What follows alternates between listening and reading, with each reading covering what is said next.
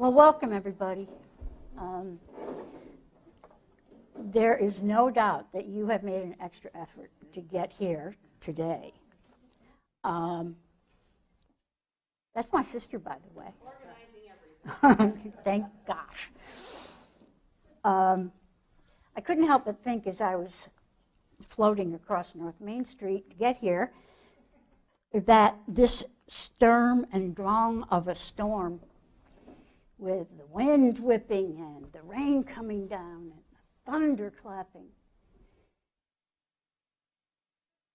was Tom Toomey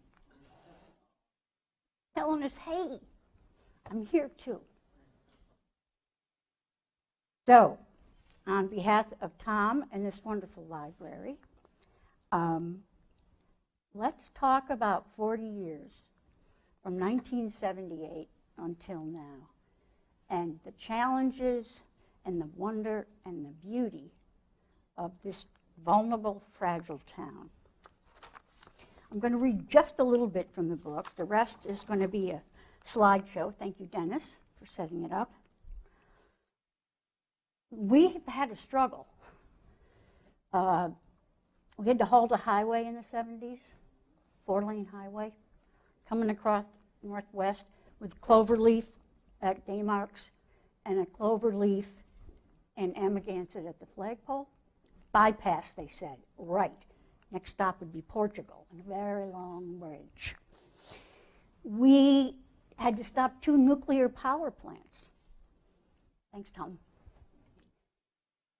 And when I went and got concerned about what was happening to this beautiful, fragile piece of land, to the Suffolk County Planning Department, I learned that they had plans for us. Brookhaven was going to be a huge lab, technology lab, maybe like we have over in Florida. And the Forks were going to be suburbia.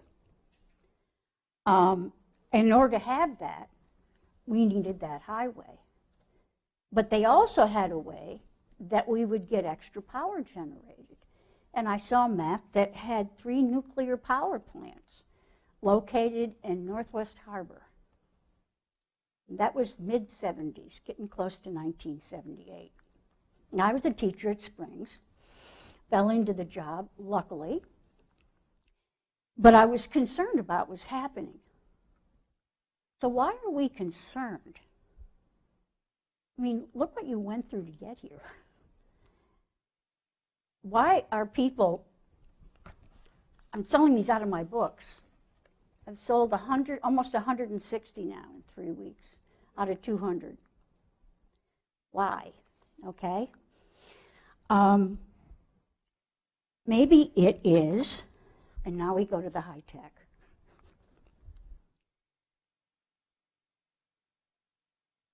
Thank you. I had 2 choices. Maybe that's why. That's Montauk. It was going to be a subdivision called Shadmore. And now it is a path up on cliffs. The only cliffs, by the way, in Long Island are along East Hampton. Or maybe, oops, look like I learned to reverse. It's the 200 miles of trails now that have been preserved that were going to be closed private subdivisions and estate subdivisions. This trail leads from, and I helped kind of create the connections, proud of it, it leads from the Springs Library, Anderson House, down to the Amagansett Library. This is Jacob's Farm, about 92 acres. You can see it's a wonderful old oak forest. It used to be a farm. Maybe? It's the history that you feel when you go down Main Street, or even the other historic homes that our town board has created historic easements for, that people will get paid in order to keep their historic home the way it is. That, by the way, is the Gardner compound, South Cemetery. That will be opening up, I believe, within the year to the public. Town's purchased it. Was it the farm fields, maybe, on Long Island? Well, who would know that we are well, now we're number 2, but we're number 1 up until last year of agriculture production in New York State, the end of Long Island. The town now, instead of growing second homes on the best soil, definitely in New York State, maybe in the country. Thank you, Glacier, that deposited here 20,000 years ago, are required to be preserved. If they come in for development, 30% will be your houses, 70% is required open space. We also had the county set up a program that has been copied over the years, Suffolk County program, where you buy the development rights. And of course, we have a CPF fund, Community Preservation Fund, that I'll get into a little later. Well, maybe it's the commercial and the recreational fishing. Look at that baby. That's a record tuna. Larry Cantwell donated that, and it is his uncle on the left, Mr. Drobacker. Our commercial fishing, by the way, is the largest concentration of any other in the Northeast, and it's very lucrative, plus a lot of fun. Even our whales are famous. That's the last whale caught. It was caught in Amagansett in 1907. It's a right whale. It's called that because they float after they're captured. And it was flayed, of course, used their oil. And then the skeleton was taken to New York City to the National, thank you. See all the helpers I have right in front of me? It's the American History, National American History Museum. Remember where that hangs, that big skeleton? There she blows. Could be our beaches. Main Beach, right? Number 1 beach in 2005 in the United States. And that includes Hawaii. Pretty special. We're usually in the top 5 or 6. And of course, we're a resort town. That's known nationally. It's a national landmark, one of the first. George Washington made sure we had it. He planed all the way out because of all the mosquitoes in Napeag and the stretch. The other poignant thing about this photo is that's the end. That's what Montauk likes to call itself. That is the end of who we are. The next stop, as I've said, is Portugal. There's no bypass through here. We can't spread out. What we see now is what we've got. It's vulnerable. It's sand. Balancing about 1,000 feet down, a little less, on bedrock. Only drinking water we have is sandwiched between the topsoil and that bedrock. That's it. And of course, now we have a sea that embraces us and we're drawn to, but it's starting to encompass and suffocate us. So we need to look hard at our sustainability. And that means, what will the impacts be of continued development? These next 40 years that I have to whip through one a minute with the slides have done amazing challenges have been met. But there's some more. I say in the book, the struggle, our struggle, because it is our struggle, for a sustainable balance requires the concentration of a high wire act. We've stopped developers worth millions, big New York City developers. We have preserved much of our farmland, and 50% of our town is preserved. But even though we were initially zoned for 90,000 people, we've just gotten it down to about 70. Question is, Can this beautiful, fragile, vulnerable place sustain itself and us and our history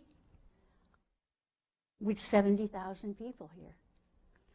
Let's see how we manage to reduce people's impacts by 30,000.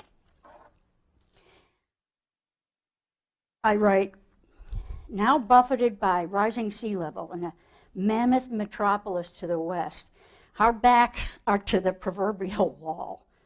A critically important commitment to protect the scenic and historic character of our slice of natural beauty delivered by the last glacier about 20,000 years ago, has prevailed through 3½ centuries for one reason only: the guardianship of our people, of our community.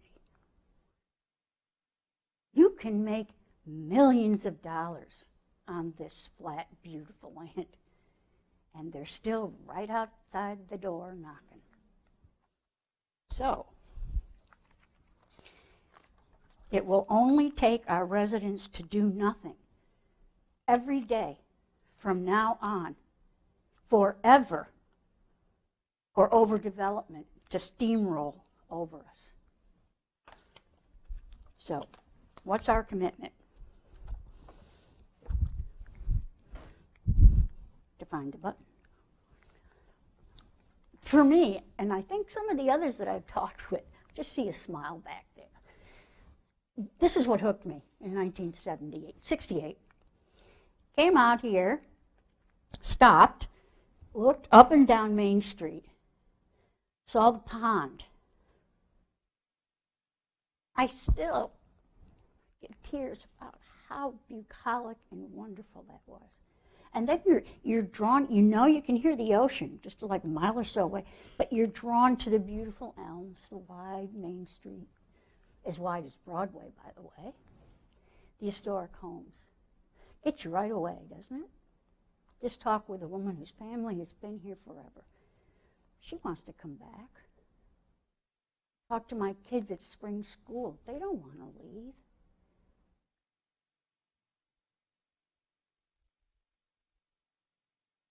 But we can take a deep breath because of our forefathers and mothers, LBIS. We have Guildhall, probably one of the best, smallest cultural centers in the New York area.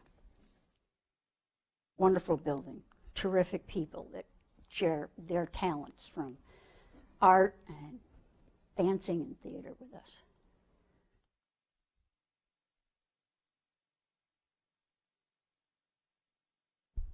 I'll get it.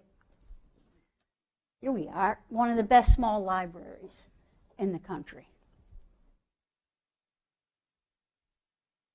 Wait.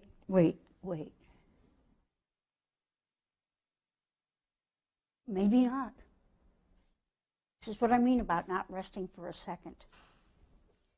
There is a group of architects, all with good intentions. They call themselves the Guerrilla Architects, and they have just come out in a wonderful book that Beth Rattray has put together, the East Magazine. And they want to create a cultural triangle down by the railroad and not use Guildhall or the library. I have the maps. Feeling a little on edge now? See what it means when people want to improve this place?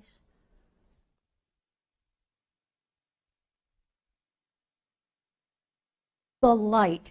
How can you not stay here with light the way it is? Anyone recognize this? A world-known artist lived and painted there. Yep. Pollock. Jackson Pollock. And Astrid brought along accompanying music, as we name it. It's acrobonic, and it's Jackson Pollock. Willem de Kooning is a stone's throw away, and both of them now are world-renowned. And they used to go to Barnes and the General Store when Dan Lester was there, and they would exchange their paintings for bread and groceries. And now they're just making millions.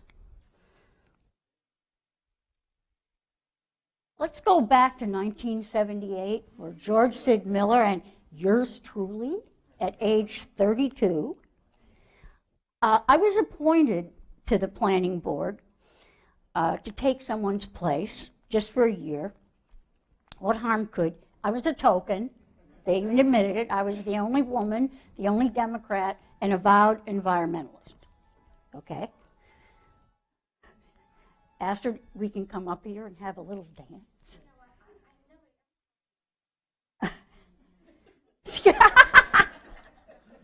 I had to ask Dennis how to turn off my phone, so we've all been there, okay?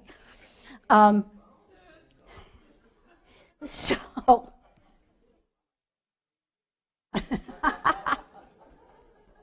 these newfangled things. At any rate, I was overwhelmed by what was in front of us. As I say, it was the end of the 70s, just the beginning of the 80s. And the developers, the big developers, had found us. We were looking at our last big open spaces from the Grace Estate to Hither Woods to Barcelona to Bell Estate to Hither Woods, all coming in for development on an old comprehensive plan and zoning code that didn't mandate any open space, allowed condominiums on the coastline. There could have been 1,000 condominiums on the stretch in Napeague. We just weren't ready for that kind of development. So, what did they do? Because I was concerned and brought it up continually, was they got rid of me after 1 year. And this guy right here, Perry Duryea, who did a good job representing Montauk and then was Speaker of the Assembly, made a good run for governor, respected, including by me and his family, was a pretty smart cookie. He said, okay, go ahead, East Hampton. You rezone all you want. Leave Montauk alone. And they did. Map 174, which is downtown Montauk, no zoning review until Judith Hope was elected in 1984. You can see the results. Okay.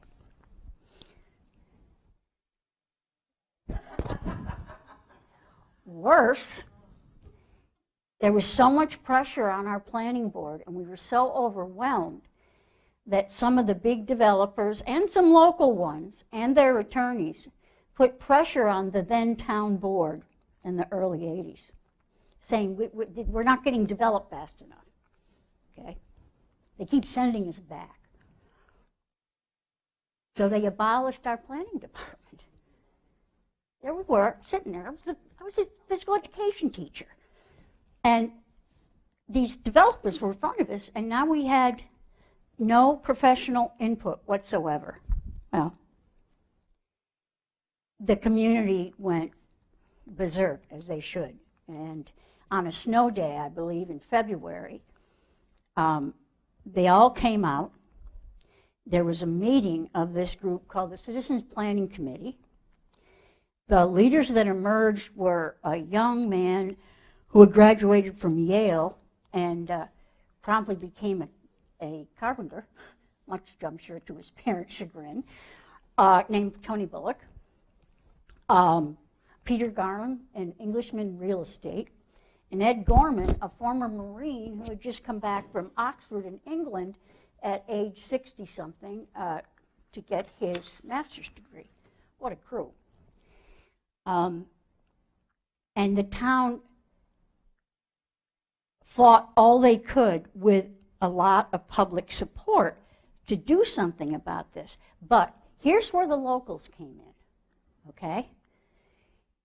Tommy Lester and his wife, Kathy, worked on the bays forever.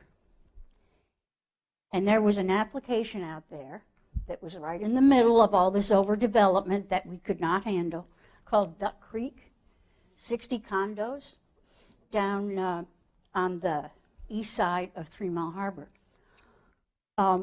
This started to get to Springs, This is where they got their clams and their shellfish. You know, now they're coming into the Springs territory. We had a hearing. I happen to know there was a couple of six-packs in the back because I was with some of the Bonnickers. And Tom Lester stands up. He's about 6'2", right? Probably a good 250, 300 pounds. Got the Bonnick accent, and he's carrying this bag, and he walks. He was in the back with the beer drinkers. And he walks down, and we're at the new high school auditorium. And they say, here's the microphone. Don't need no microphone. Walks up, takes this burlap bag all wet, slaps it in front of him. He says, you got a choice. I got these clams in the creek today. You can have clams or you can have condos, but you can't have both. Well, the place just erupted. He said it all, like Bonnickers have a tendency to do. Well, they listened all right, and then they promptly adopted it. So now we have no planning department, a 60-unit condominium coming in with preliminary approval, and they still had to meet certain conditions like health department and so forth. We had to do something, didn't we? Look at those guys. We had to do something. We had to get rid of the powers that be. They were not listening to the people. They were listening to developers. And as it turns out, we found out they were taking illicit money in suitcases from the developer of Duck Creek. There's another story in there behind the story that you'll find very interesting. I know the editor of the Star did. So you must purchase the book to find out what happened. But gotta leave a couple stories in there. But these are the people that stepped up. In the middle there is a woman from Arkansas. She has two young kids, one sitting over there. And she said, what the heck, I'll run. And come to find out, she's got it in her blood. Her dad in Arkansas was Speaker of the Assembly. So we got a new sheriff in town, ran on the slogan of the choice is clear, save it or pave it. To her right is young Tony Bullock, Yale carpenter, and to the left is Randy Parsons, laconic guy with the right last name. Little did he know he would be facing down one of the toughest developers and negotiators, like in the country. He got elected. Had a lot to do, but there were a few side events going on. That is a cartoon by Marvin Kuhn. I'm not sure if it happened. Did it, Judith? Yeah. There's Judith in the middle with a little flip, okay? Well, they did a wonderful job. They did a comprehensive plan. They put me back on the board where I was chairperson, and we got the comprehensive plan adopted. We changed zoning to reduce the amount of impacts that people would have over our water recharge or along our coastline. No more motels, no more condos on the shore. Farmland could be preserved, as I said, 70% of it required. Over our water recharge areas, if you were a large subdivision, all of those big ones, you had to save 50% in a natural recharge, save the trails. This is the Bell Estate. That had come in, and it was that beautiful, broad view, it was called for obvious reasons, was covered with houses. There was a mansion there. And the map that had come onto us had a line right down the middle of the mansion. So, of course, they could get more money for the lots up front. They were caught right in the middle of the most audacious thing that this board did, this troika, is a moratorium. Slow down. We're being overwhelmed. We don't have a planning department. Stop. Give us 9 months. Good gestation period. Can't argue with that. So the developers, the big developers, could decide, what are we going to do now? Because time is money, and we've spent too much time. That's why the planning department had to be abolished. So these developers are Benson and Tisch. I don't know if you've heard of them. They're very well known in New York. And they said, all right, let's play ball. Well, I caught the ball, and I figured they're going to go ahead and put in 5-acre zoning and save 68% and do all the things we've wanted to do. Sure, let's move them through the moratorium. Well, I have a tendency to kind of take things under control myself. Right, Pam? I almost blew this offer because after I had worked with them to do a pretty good job, I thought, reduce the amount of houses on the hill, save the wetland that goes through there, make sure there was no development in the kettle holes. Fred Thiel, who's our attorney, came in and he wrote on a Saturday, he loves Saturdays, college football, 16-page approval for this. And as I read it at the meeting, took me 20 minutes, I didn't have a second. What did I learn? There's no I in the word board. So we went back, we had the whole board involved, we had another hearing, and they did get approval before the moratorium was open. Lesson learned. Where's this? Come on. Grace Estate, thank you. That was all in for development. The peninsula there on the bottom looks like a thumb, green thumb coming up. That's Barcelona. And the Grace Estate is outlined pretty well. Ben Heller, got him yet? Remember him? I noticed that he has fairly long fingers, but at any rate, he was a tough guy. This is the guy that sold the Pollock to the Australian Museum for millions. And he was tough. He took out ads against us in the Star, 7-page, full-page ads.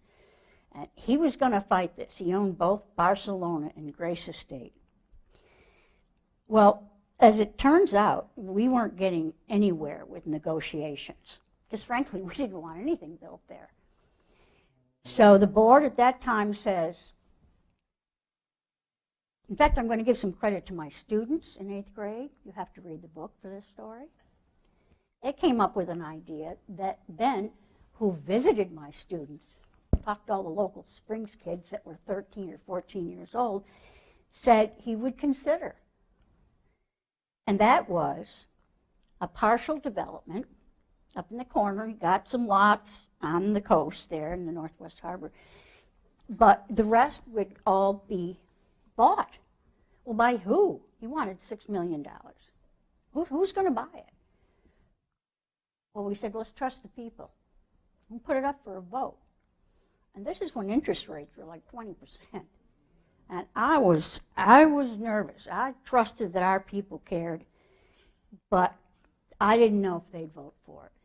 And we made the case to them that, look, not only is this where your town began, which was Northwest, and where you hunted and where your grandfather hunted, open space is the best buy. Because when you overdevelop a place, your taxes go up. We don't pay for ourselves. I pay $7,000 a year. You think that pays for sending your kids to the high school? No. So having open space means you have a lower tax rate. It didn't look good. I was at Springs that day. It was in June. And when Springs voters aren't going to support something, they don't show up. They go home and eat at 5, and then they turn in. They don't vote against it. They just don't show up and support it. Well, I was getting the old choked up, as you can see I have a tendency to do when I get passionate, and I'm going to leave. I couldn't watch. As I go out, here comes a parade of headlights. Yeah, they had their dinner, but then they were coming to vote for a place that they loved, that was theirs in their heart. we're going to let it be 234 condominiums, a golf course, a polo field. Damn straight. We're going to buy it. And they did. It was the highest cost that people tax themselves in New York State for a small town. Love them. There they are. As a matter of fact, that's a cartoon by Joan Ward. They brought their kids, they brought the family, the kids went in and watched them vote for it. The voting person on the right is Mickey Caputo, and she's here tonight. So thank you for all your service. You still are the person that mans those important screens. We don't have screens anymore. What do we get? Well, the only pine forest on Long Island that's headed down to Wilson's Grove that is like a cathedral. You must see it. And by the way, in the book, I described some of the trails that we've bought through here, over 200 miles of trails. And also, I give you a place where you can go in the town and see where they are. People have no idea we have 200 miles of beautiful trails through this land that we've saved. That's got to stop. Jonathan, look familiar? Sherrill Farm, 1848. That could have all been developed. But we were starting to work with purchasing development rights from old-timers that wanted to save their property and not give it over to development. There could have been quite a few houses there, probably called Sherrill Estates or Farmland Row. And now you can drive down Fireplace, hopefully not float, and see that very scene. Saved. And thank you again to the Sherrill family. Barcelona. Here comes Ben again. Boy, and he's going to push on this. He's got 341 acres. That Northwest Harbor has the most prolific production of space scallops in the Northeast. The only way to get there, really, was for our baymen to go down 4 miles of trails that was on the outskirts. Well, there were going to be piano keys of 10-acre estates, closed, off. And they're up where it's a little high, where the beautiful bluffs and the look over the harbor, condominiums. It got approval. These maps have gotten approval. You don't think I started to get some of my gray hairs there? But remember, now it's under moratorium. And Ben just figured out, geez, I just got $6 million without having to worry about roads and health department approval. So the state, who had bought a golf course and some wetlands down there, stepped in and paid Ben, ready? $40 million for that. He bought it for, I think, around $6. So other developers say, geez, I don't have to go through this approval process. They're going to buy it. We were sued, of course.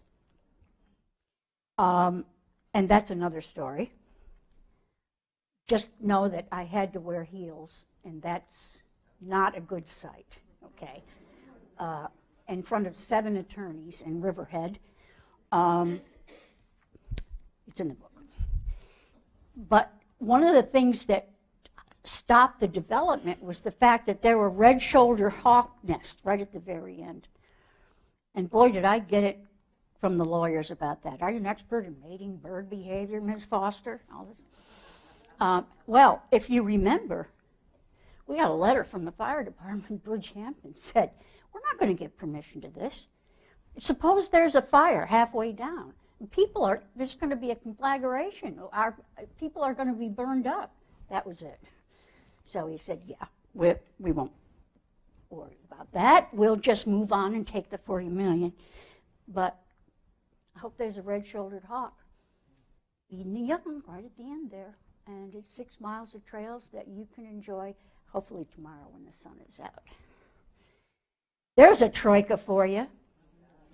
And it's Judith.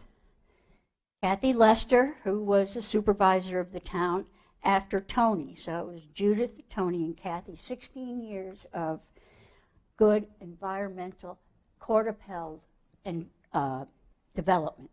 Didn't say no to development. Judith made it very clear. Let's just slow it down and make it better. Well, then we bring in Montauk, who said, leave us alone.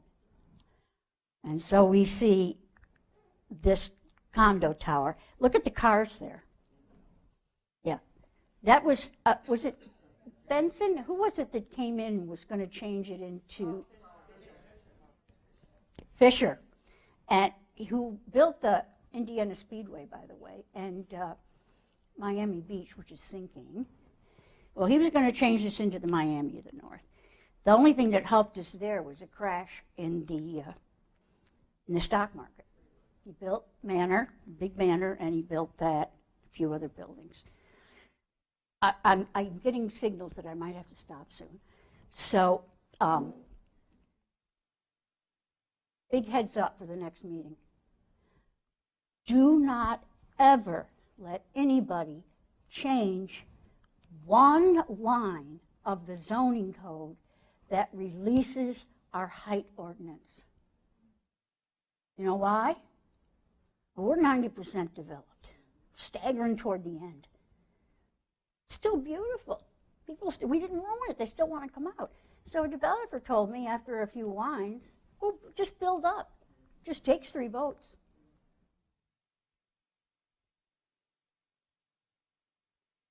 Condos are gone. This could be another reason why we love this place. Benson Point came in. Again, we're in Montauk. It ended up being 1,200 acres that were going to be developed, largest developed parcel in the town. Of course, the water recharge area for Montauk is up in the Bar Hills. But a guy that turned out to be quite the gentleman, he reminded me a little bit of Don Quixote, except when he took me for a ride in his black Porsche, and we flew from the Bluff Road Planning Department down to Benson Point, and he wanted to show me what he was going to do on the property. His name is Nicola Baezi, and he realized also, well, okay, because I said, why don't we buy it? And I gave him examples. He just had to be educated. And he went up to visit Dr. Koppelman in the county and came away with the county, New York State, and the town sharing the cost to buy the whole thing. It's open. There could have been 777 houses there. There had to be a 10-acre set aside because the state said, you got to have another elementary school. Saved. I'm going to stop there because we come closer to what we're dealing with now, which is, are we still going to be able to use our beaches after all this? And there's other challenges too, which we're going to talk about next time. And if you want to study ahead or take notes, you can buy the book now. So I'm going to stop and open it up for